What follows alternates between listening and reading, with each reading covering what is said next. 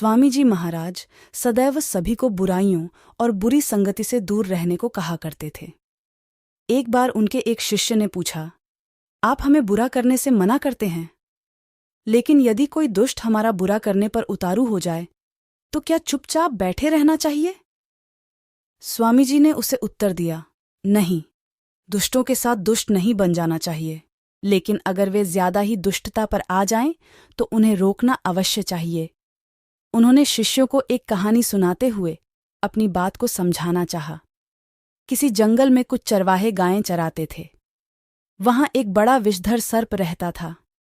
उसके डर से लोग बड़ी सावधानी से आया जाया करते थे। एक दिन एक संत उसी रास्ते से आ रहे थे। चरवाहे दौड़ते हुए उनके पास आए और उनसे बोले, महाराज, इस रास्ते से न जाइए, यहां एक सांप रहता है जो बड़ा विषधर है। संत ने कहा, तो क्या हुआ बेटा, मुझे कोई डर नहीं, मैं मंत्र जानता हूं। यह कहकर संत उसी ओर चले गए। डर के कारण चरवाहे उनके साथ नहीं गए। उधर सांप फन उठाए झपटता चला आ रहा था, परंतु पास पहुंचने के पहले ही संत ने मंत्र पढ़ा। सांप आकर उनके पैरों पर लौटने लगा। संत ने उससे कहा, तू हिंसा क्यों करता है? ले, मैं तुझे एक मंत्र देता हूं। इस मंत्र को जपेगा तो ईश्वर पर तेरी भक्ति बढ़ेगी और तुझे उनके दर्शन भी होंगे। फिर तेरा स्वभाव हिंसक नहीं रहेगा। यह कहकर संत ने सांप को मंत्र दिया। मंत्र पाकर सांप ने गुरु को प्रणाम किया और पूछा, महाराज, मैं क्या साधना करूं? गुरु ने कहा, इस मंत्र को जप और हिंसा छोड़ दे। चलते समय संत फिर आने का वचन दे गए। इस प्रकार कुछ दिन बीत गए। चरवाहों ने देखा कि सांप अब काटता नहीं, ढेला मारने पर भी गुस्सा नहीं होता, केंचुए की तरह हो गया है। एक दिन चरवाहों ने उसके पास जाकर पूंछ पकड़कर उसे घुमाया और वहीं पटक दिया। सांप के मुंह से खून बहने लगा। वह बेहोश हो गया, हिलडुल भी नहीं सकता था। चरवाहों ने उसकी यह दशा देखकर सोचा कि सांप मर गया है, और यह सोचकर वहां से वे लोग चले गए। जब बहुत रात बीती तब सांप होश में आया और धीरे धीरे अपने बिल के भीतर गया। देह चूर चूर हो गई थी, हिलने तक की शक्ति नहीं रह गई। बहुत दिनों के बाद जब चोट कुछ अच्छी हुई तब भोजन की तलाश में बाहर निकला। जब से मारा गया तब से सिर्फ रात को ही बाहर निकलने लगा। हिंसा करता ही न था, सिर्फ घास फूस फल फूल खाकर रह जाता था। साल भर बाद संत फिर आए। आते ही सांप की खोज करने लगे। चरवाहों ने कहा, वह तो मर गया है, परंतु संत को इस बात पर विश्वास न हुआ। वे जानते थे कि जो मंत्र वे दे गए हैं वह जब तक सिद्ध न होगा तब तक उसकी देह छूट नहीं सकती।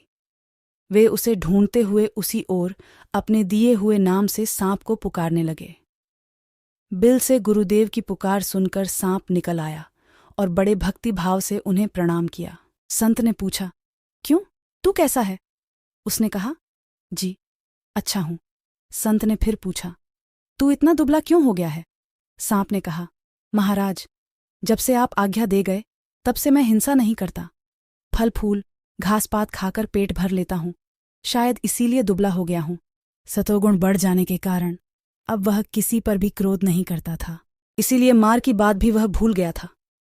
संत ने कहा, सिर्फ न खाने से ही किसी की यह दशा नहीं होती, कोई दूसरा कारण अवश्य ही होगा। तू अच्छी तरह सोचकर बता। सांप को अब चरवाहों की मार याद आ गई।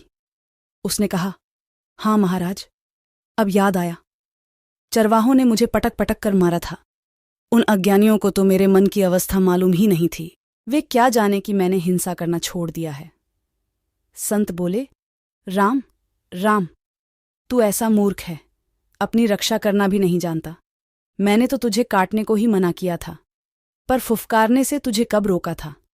फुफकार मारकर उन्हें डराया क्यों नहीं? अंत में स्वामी जी बोले, इस तरह दुष्टों को फुफकार मारनी चाहिए, भय दिखाना चाहिए, जिससे कि वे कोई अनिष्ट न कर सकें। पर उनमें विष नहीं डालना चाहिए और उनका बुरा नहीं करना चाहिए।